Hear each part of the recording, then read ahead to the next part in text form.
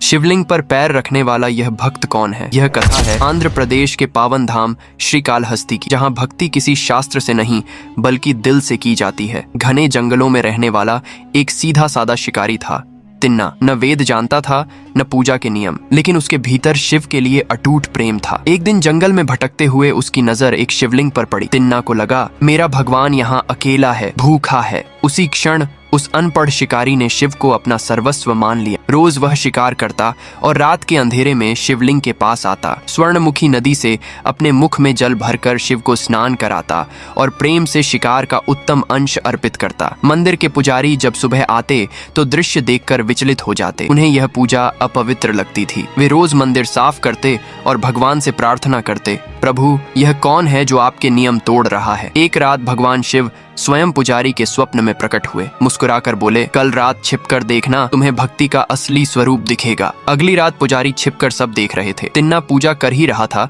कि अचानक शिवलिंग की एक आंख से रक्त बहने लगा। तिन्ना घबरा गया। उसने जड़ी बूटियां लगाई पर रक्त नहीं रुका। तब उस भोले भक्त के मन में एक ही विचार आया, मेरी आंख मेरे भगवान के लिए। बिना डरे उसने अपनी दाईं आंख निकालकर शिवलिंग पर अर्पित कर तुरंत रक्त थम गया, लेकिन तभी दूसरी आंख से भी रक्त बहने लगा। अब तिन्ना समझ गया पूरा बलिदान ही भक्ति है। पर वह सोचने लगा, दूसरी आंख देने के बाद मैं पहचानूंगा कैसे? तब उसने शिवलिंग की आंख पहचानने के लिए अपना पैर शिवलिंग पर रख दिया। यह दृश्य देखकर पुजारी स्तब्ध रह गया। उसी क्षण भगवान शिव साक्षात प्रकट हुए। उन्होंने तिन्ना को गले लगाया और कहा, तू नियम नहीं जानता पर तूने मुझे पा लिया। तिन्ना जो अब भक्त कन्नप्पा कहलाए, उसी क्षण मोक्ष को प्राप्त हुए। आज वही स्थान श्रीकालहस्ती के नाम से जाना जाता है। अगर कथा अच्छी लगे तो चैनल को सब्सक्राइब करें